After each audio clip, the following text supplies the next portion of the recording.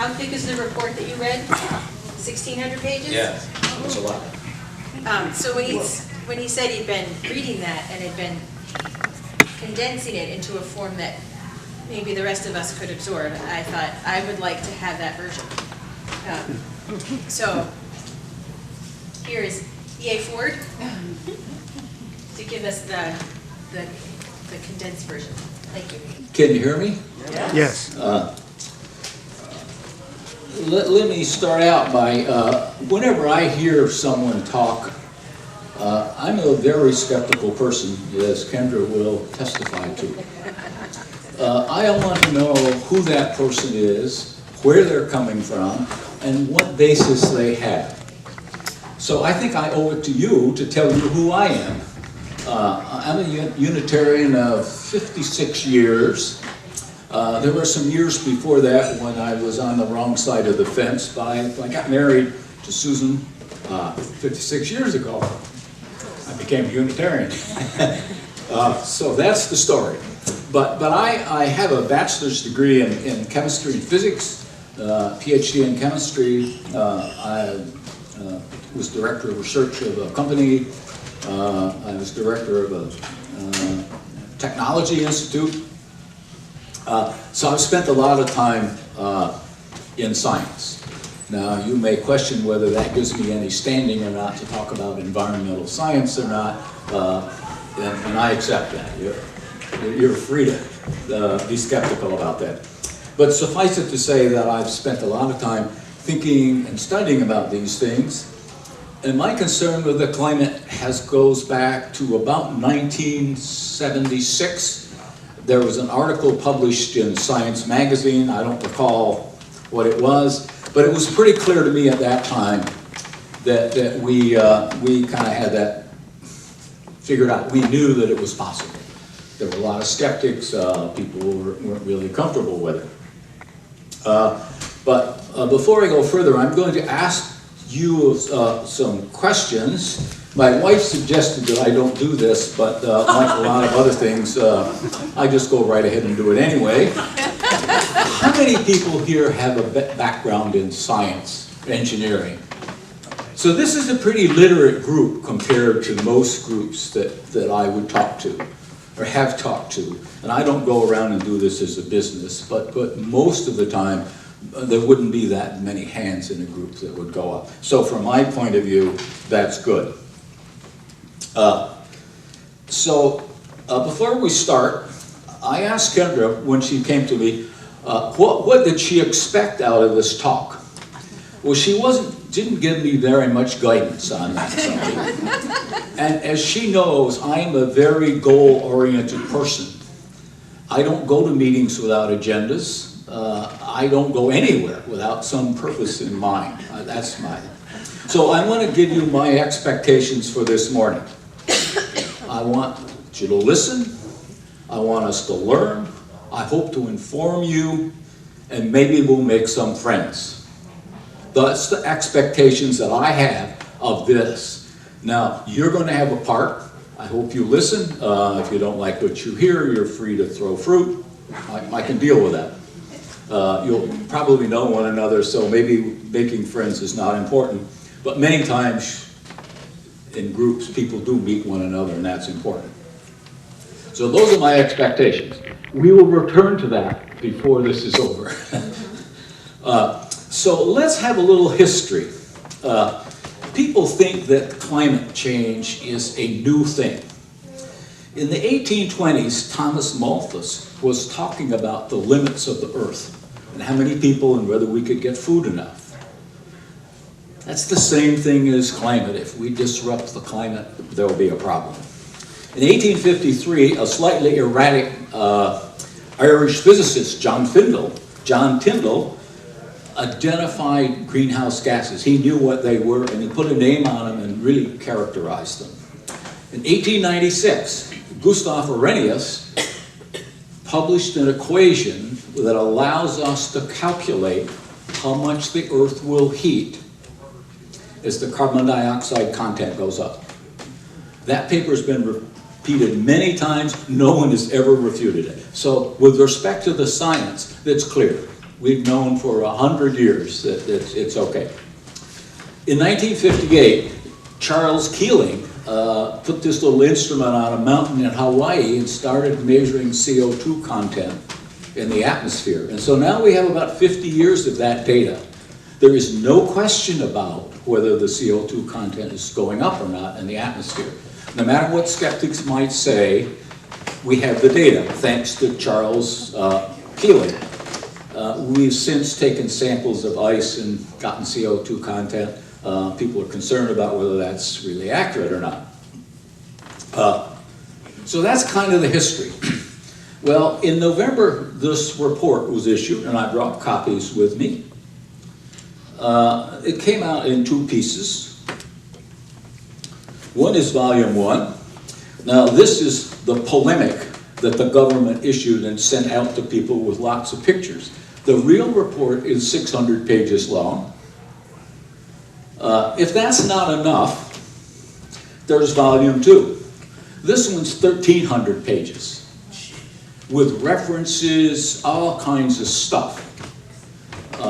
And I'm retired, and my wife gets up late in the morning, so I had the opportunity to read this chapter by chapter in the morning while she was resting. So I read this thing through, and you might say, what sort of a person would read 2,000 pages? Well, I have a long history. 60 years ago, I won the physics prize as a student. I got a book this thick, 1,365 pages long. Now, I've looked at that every week since that time. So that means I've looked at 3,000 pages of that book. If I live another 7 years, I will get to every page in the book. Now, I've not looked at every page, but I have used it. And so I think my background, and I think scientists are very used to looking at data and mulling it over. And so what I say to you is, this document represents a huge amount of work by some very, very good people. And you can have a lot of faith in this document.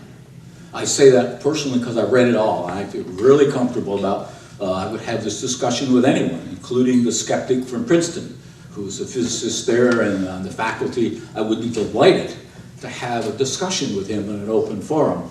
I don't think it would go so well because, I would get this report out and I'd say, okay, here's reference 32. What's your problem with this? So I would encourage you to use this as a basis for your thinking and any conversation you have with people about, is it real or is it not real? When you read through this, you will see words like level of certainty and confidence. I think many people really don't understand what some of those words are. So I printed up a little cheat sheet for people to carry with them.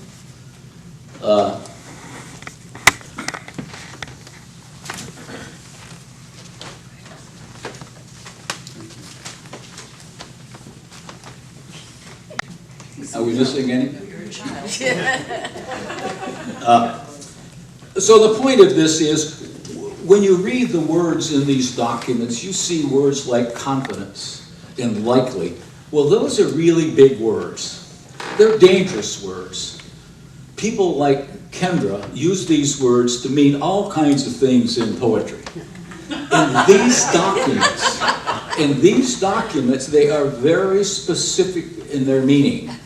And when you read through this little cheat sheet, and if you should read this, you will see this much more certainty than just reading the word, I'm confident, I'm likely.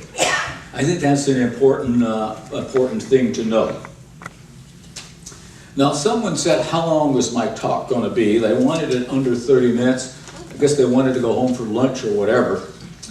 So, I can read for you some of the conclusions, but I think basically is that climate change is in fact real.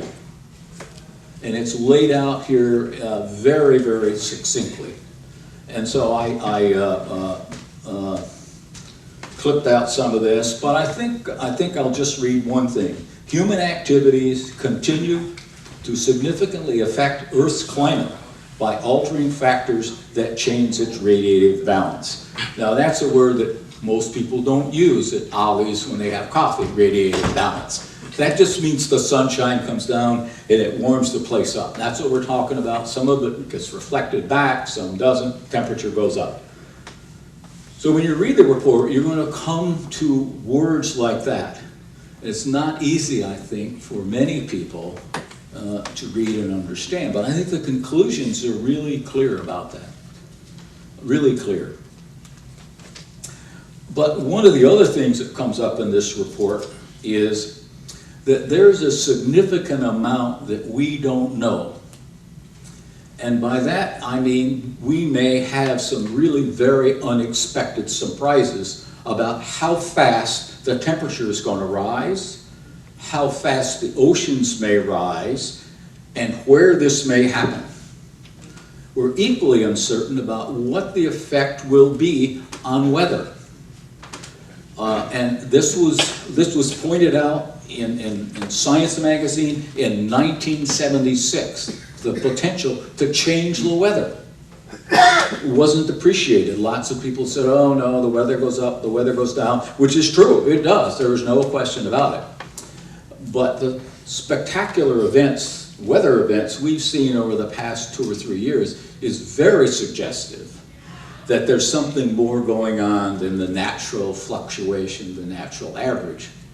That too is laid out in this in some detail. And so I don't want to go on, but I just want to read this conclusion. For this reason, future changes outside the range projected by the climate models cannot be ruled out. And this is said with very high confidence. Now everybody pull out their little cheat sheet here and read what very high confidence means.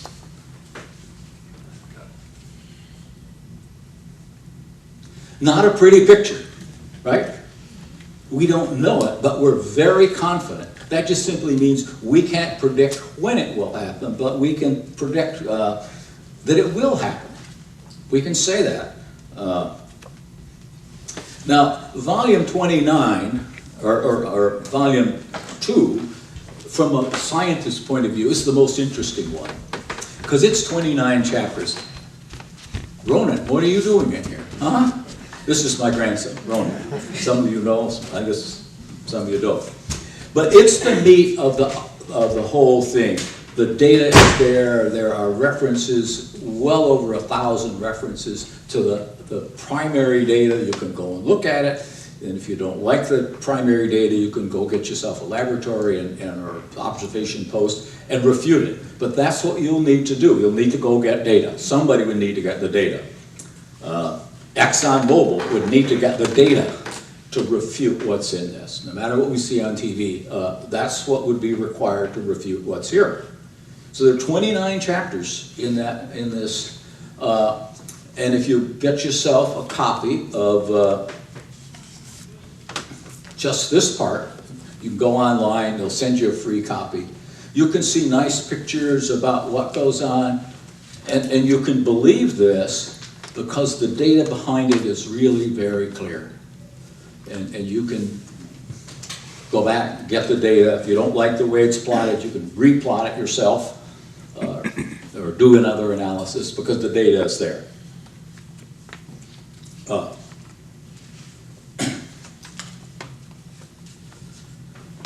Now, I think we are really in very uncharted territory. I say that as a scientist, not as a policy person. I think that the uncertainty in the data is such that we really don't know what's going to happen. I'm concerned for my grandson who has now gone out and gone somewhere else. He is going to bear the brunt of that, and so are lots of other people. And I'm personally hoping that young people will get riled up and cause a lot of trouble. I'm a child of the 1960s, not a child. I was a student in the 1960s. I was on the picket line in those days, waving my hands causing a lot of trouble. We did stop the Vietnam War. We blew up the mathematics building at the University of Wisconsin and killed 4 people. That wasn't a good thing to do, but it surely did get people's attention. People realized, and I think if we have any hope, it's the young people, that they'll get so upset that we're screwing up their life, that they'll do something about it. And there's just so much gray hair in this room that I don't think we have the energy that's required to do that kind of thing. I mean, that's what it takes, and I don't think there's, not that people here are not against it, but they don't have I don't have the energy. I'm not going to go every Saturday now and go on the street and wave my hands, although I suppose I could be motivated to do that. So you can have confidence in the report. So now I have some random thoughts. Now I'm going to leave the realm of what I'll call science and just give you Embry Ford's opinion. So scratch out the scientific background. These are just my opinions. First of all, 1 gallon of gasoline puts 20 pounds of CO2 into the atmosphere. So coming up here and going back tomorrow, I'll put 60 pounds of CO2 in the atmosphere. That's roughly the weight of my grandson who just left. Flying to California, each person puts 1,200 pounds of CO2 in the atmosphere.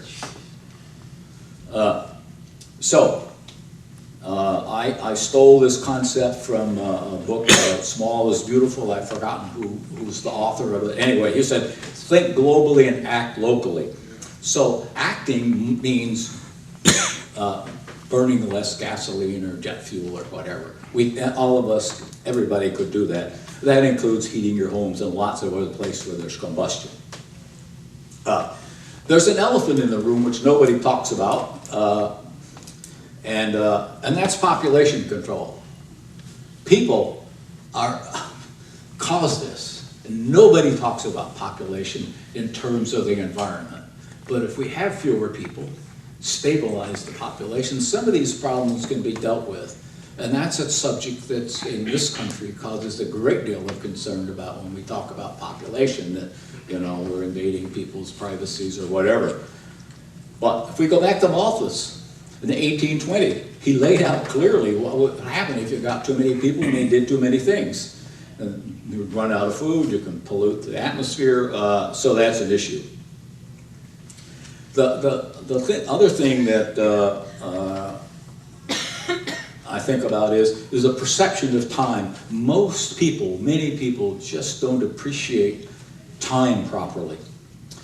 Most of us can't imagine anything beyond 100 years. That's 3 generations. You know your grandparents, you know your parents, and you know your children. So that's roughly 3. Now maybe the next a little bit. This problem with the environment is in decades, thousands of years. And so the thought process has to get to that point. The planet will do just fine if we overload it with CO2. In 500 to 1,000 years, the CO2 will diffuse into space. Things will go back to normal, no problem. How many people we'll have or what society will be like, I have no idea. But the Earth will be just fine. We'll lose the CO2 and it'll be gone. And so, those are my random thoughts. I promised you I'd return to this, my expectations about listening and learning and informing and maybe make some friends. It's clear to me you've been listening, so you did your part. I hope you learned something today, and I hope I helped inform you. Not necessarily did you learn, but inform you. And if you made some friends, that's great, but if you didn't, that's okay too. So, I'd like to finish this up with a poem by Robert Frost. Now, I'm not a poet, but Kendra is, and so I've asked her to read a poem by Robert Frost called The Road Not Taken. I think that's the right title. And then maybe after we've heard that, if you've got some questions, I'd be happy to listen.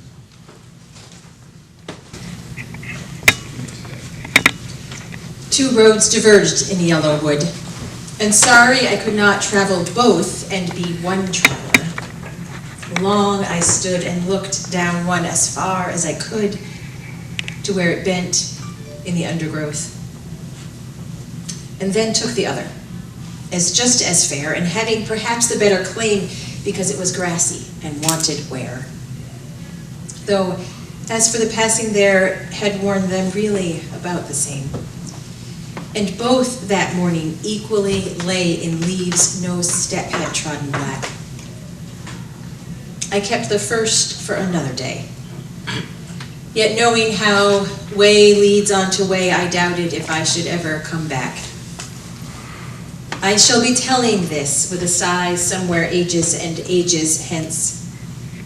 2 roads diverged in a Yellowwood, and I took the one less traveled by. And that has made all the difference. So that pretty much sums up the environmental issue I think we've got. Which road are we going to take? And some people may think we've already taken the road, and I'll leave that to you. But now, are there any questions? You gave us a number of, what is it, 1,200 pounds to fly from here to San Francisco. Yes. Was it 1,200? Yes, 1,200 pounds. Just out of curiosity, how many pounds does it take if I take the train from here to San Francisco? Oh, substantially less. I That's didn't what do that calculation, but I'd be happy to do that and send you the number. It would be good to know, because I that's suspect... not a big deal. Yeah, okay, so I'll write this down. Yeah, I think that's pretty easy to do. Maybe Kendra can have that as a side in the sermon sometime. There you go. Even if the U.S. adopted the new Green Deal or something of that effect, that we get to a certain level within 12 years, if the other countries don't do it, would it really have an impact?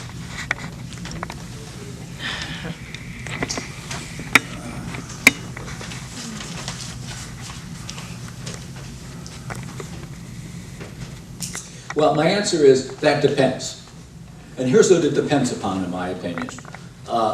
First of all, as a scientific issue, a technical issue, if we cut back and nobody else does, we know the answer.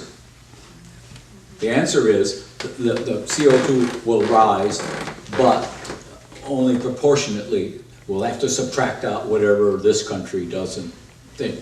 So in that sense, if the premise is that's what happens, we're in deep trouble. No question about it. If, on the other hand, if we do something and then people see what we're doing, and then they do something, then we will have done 2 things. 1, we will have reduced the CO2 emission, and 2, we will have encouraged other people. That's a sociological problem. That's why I didn't go into the ministry, because I don't have those skills to convince people to do things. I can tell you how much CO2 is up there, and how much you generate if you fly to California, and how much if I drive my car or wherever. Those are pretty straightforward issues for me. But dealing with convincing people is another whole thing. So that's my answer. No biology questions. I'm going to hand you the microphone, though. Yeah, I was just curious if you would explain to the group here, and a lot of people probably know this, but there was either a congressman or a senator who said, look, I've got a glass of water, I've got some ice cubes in it. When that ice melts, the water level's the same. Can you explain why the sea levels will rise? Well, first of all, he was wrong. He didn't carry out any measurements on that glass of water, did he? Ice floats, we have density changes. He got up and made a thing. But fundamentally, the oceans rise for 2 reasons. 1, there's more water going into the ocean. It's now frozen as ice, so the water level comes up. At the same time, the temperature is rising. When you warm any liquid, it occupies more space. So the sea rise is the sum of those two effects. The senator be damned. I mean, I would have been thrilled to have been there when he did that, because I would have gotten my ruler out and I would have gone right over to him and said, okay, now let's measure this. That's okay. What did you really do here? So I think that's the answer. There are more sophisticated answers than that, nuances, but I think basically that's the answer. That's the situation. Well, a lot of the ice is not sitting in the water, sure. it's No, sitting it's on on land, land. so Right, that's sure. a key fact, yeah. And of course, the ice cube is not in the water, it's above the water too, and that's where we need to make some measurements and be careful about what we do and say. Yeah. And that's why I passed this out to you, because words have different meanings, and if you don't quantify them, people take away different meanings of what you've said, and if you try to put some numbers on it, that's helpful. It's not the whole answer. It's the problem you point out is that if we can't convince other people to reduce emissions, we get in trouble. I think the report, the IPCC report, is that the one you're referring to? No, this is the National Climate Assessment Report, and it issued because of law, because of this law. But what you see is, you can transfer what you see here to the global basis. And this is much easier to read than the UN report, which is also a good report, most of which I've read, but I didn't bring it up. Enough confusion without getting to another. Does this one talk about the 12 years we have, or is that the IPCC report? Does this one talk about timeframes? Because I think there's Yes. a danger and a call, there's both a call to action and a danger of, well, if it's not happening that fast, then it discredits it. But from your reading of it, does it talk about timeframes for major? Sure, I didn't do the detail, but we know, or we think we know at least, how much the sea is going to rise year by year from now to the end of this time, until 2100. We think we know the answer to that. And not only that, we know what the upper bound is, that is the most it could go up, and the least it would go up. And so there's a graph, and so you can look at the graph, pick the year, and you can get the answer. I didn't do that. I could come back with a series of PowerPoints and we could go through these graphs one by one if you'd like.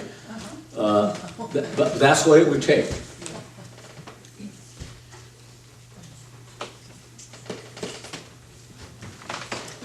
Are you familiar with local geography? You know, there's some little islands right off the coast down here. Yes. I worked on one of those islands for 18 years. The last year I worked out there was 2008. And in the harbor of that island, little island, there's a lot of rocks. This is, geography here. It's like a lot of rocks everywhere. And you could see the high tide mark where the ocean coming up a certain height every day at high tide, twice a day. It darkens it because it is stuff. Well, over those 18 years, the water at high tide gradually began to show up a little higher than that dark mark, and a little higher. I mean, I'm talking about, maybe as much as an inch. But it was happening. And that was, my experience of that was in 2008. This is not going to happen, it is happening. Oh, yeah, it is happening. Our friends in New York City had occasion to get their subway flooded because the average height of the ocean had come up, and then that exacerbated with a storm, the water just came in. So, there are plenty of examples of this kind of thing. Is this on? Yeah. Do biochemists have any credibility to ask the questions? Sure. Okay. The science is one thing, and it's not supposed to be, data's not supposed to be debatable, but it seems to me that the battle that we all have to wage is psychology, The one that I use when I'm debating my friends who have opposing views is, if you question the conclusions, if the conclusions are debatable, let's say there's a 50-50 chance in your mind, wouldn't you rather be on the side that contributes toward, countering the impact? And I'm just wondering if you've gone around and talked in academic environments, whether you've heard it go into that realm of discussion. Yes, I'm not an academic, and I frequently get frustrated with academics because they spend a lot of time talking and debating and trying to show how smart they are. But yes, I think the argument that you'd be better off buying insurance, if you will, to prevent these things is a good thing. And many of these people that you have debates with, if you ask them if they carry life insurance, or if they have house insurance, or they bought insurance on their automobiles, all say yes. I've done that a few times. And then I say, well, what the hell is wrong with you? Why can you apply this logic here and you can't there? And then we usually get into an argument about, well, the models are uncertain and there's ambiguity, and we should wait till we get more data. And then somebody says, let's go to lunch. I don't want to talk about it anymore. But yeah, I think the insurance argument that you do it now, even if it's wrong, you make sure that you don't, that's why we vaccinate people, that's why we do a lot of things, right? How do you move I think what you said about movement and how you were involved. I have to get closer, I can't hear you. I was just saying the movement, like how you talk about, Vietnam and how you were there and protesting. But I agree with you, it's the young people, and do you see movement in that area?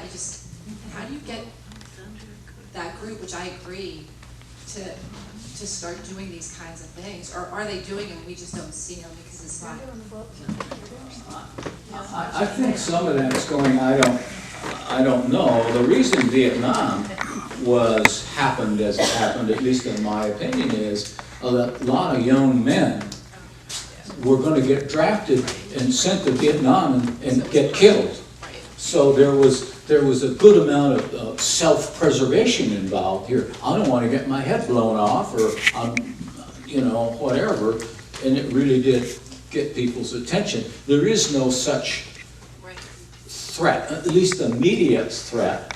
And as an example, I just said for every gallon of gas, you get 20 pounds of CO2.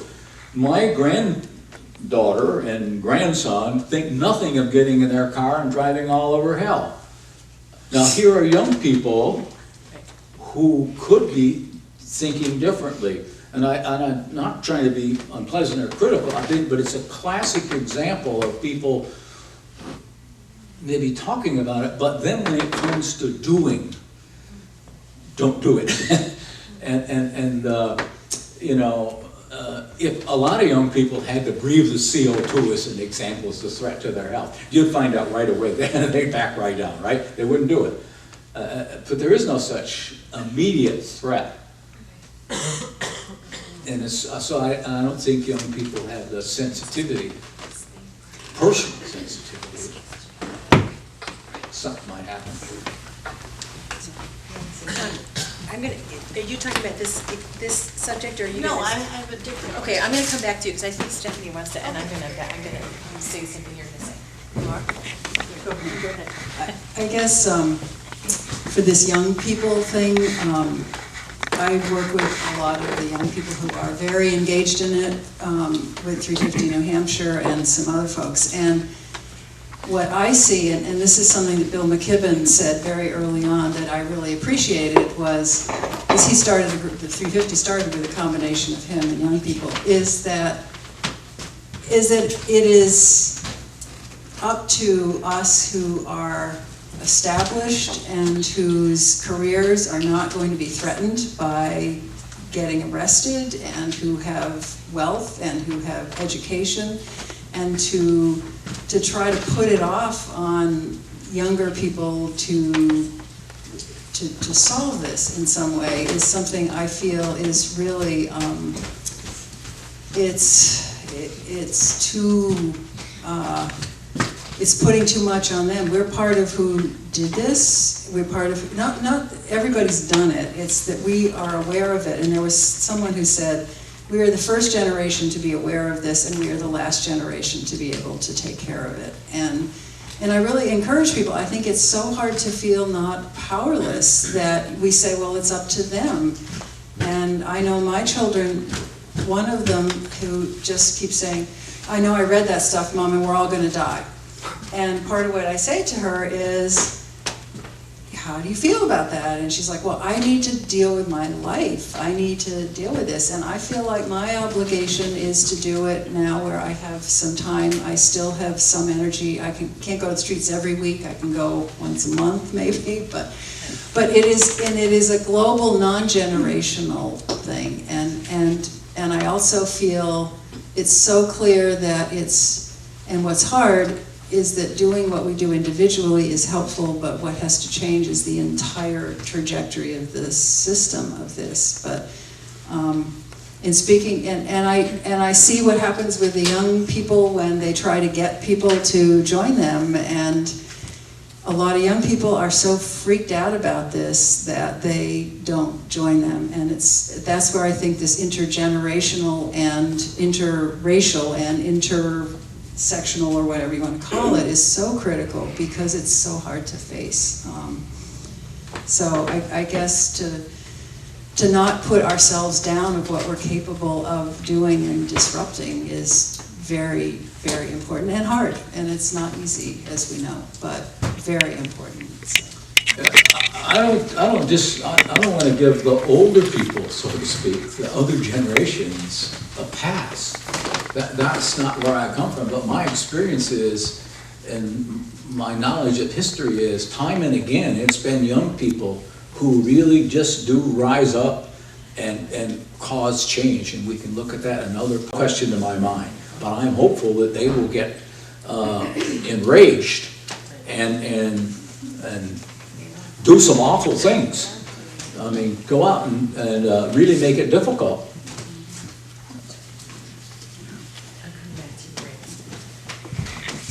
Speaking of rabble-rousing and so forth, what we can do is very difficult, such as not driving, not flying, lowering our temperatures in our homes. I mean, there's a million things we could do, but it's so hard to do it. And, you know, our lives are, well, directed by economics, by so many things in the here and now. So it's the will to do something.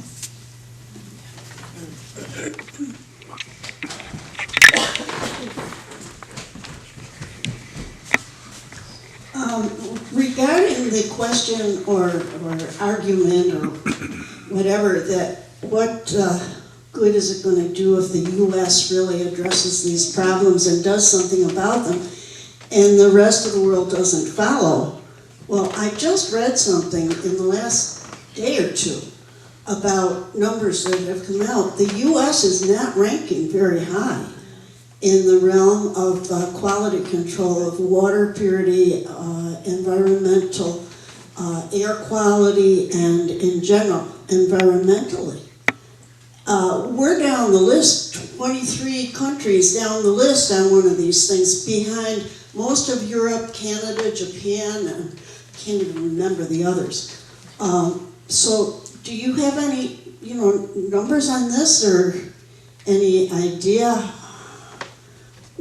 what's really happening? And people talk about China. Okay, we're better than China.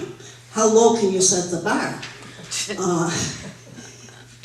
We're not doing so great. We could be doing a lot better. Well, if you look in volume 2 of this report, there's a whole section on water. and how it's related to the environment and where we are with respect to that. And so that's a long discussion about,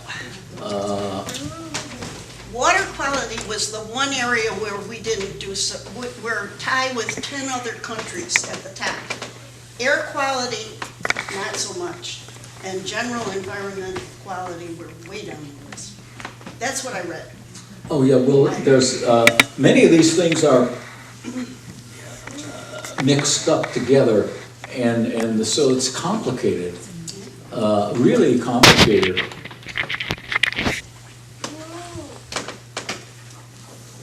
Would you be willing to take that in tomorrow?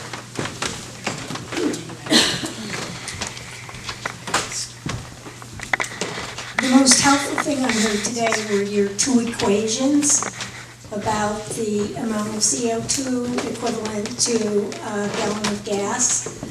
And I would, for myself at least, there must be a site that anyone here could refer me to that has some of those specificities.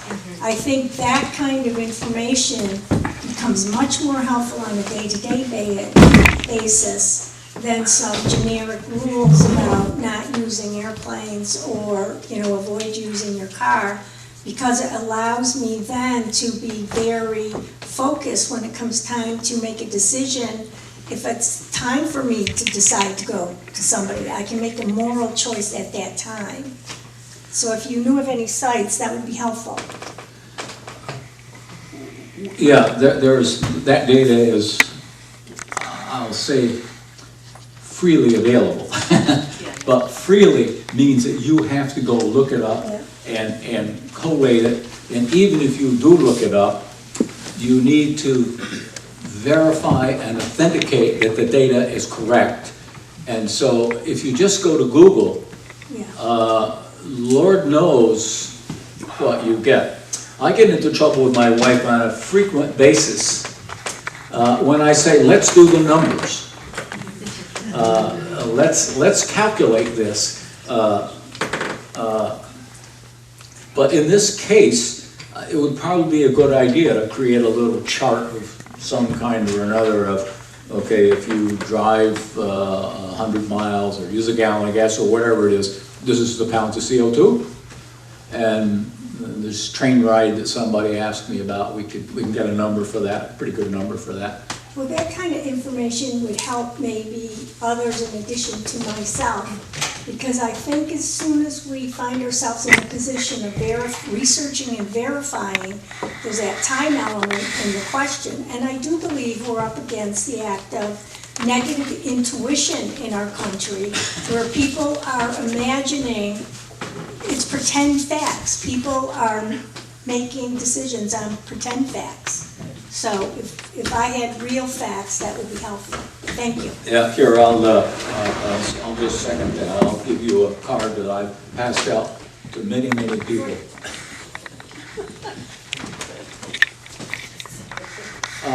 I'm a person that's sensitive to time, as members of my family will testify. So I don't know how long we've been here, but I had a rule when I was director of research, no meetings more than an hour. And I terminated meetings rather abruptly from time to time. So I don't know how long we've been here, but let's be mindful of time. Ronan says that we're done. Well, yeah, no, but we're not going to take his vote. And I'd be happy to stay afterwards if somebody wants to ask more questions. That's not my point.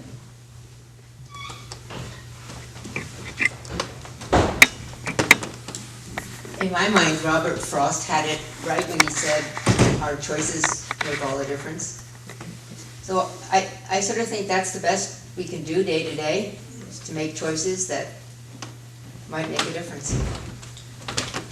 And they are all over the planet. Yeah, well, I like Robert Frost because he's simple and I understand him. And he's right to the point. There's no...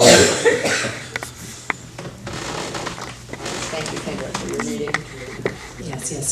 So we'll stay for a few minutes if anyone wants to ask any other questions. And we'll have a few numbers that we can bring back. And there are a few things getting organized. I know a few people asked about getting organized have left, but there's some organizing afoot in our town about how we can participate in this.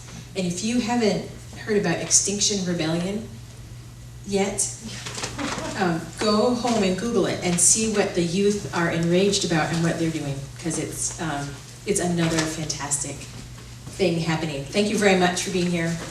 Thank you, Dad. Yep. Thank you. Thanks, Dan.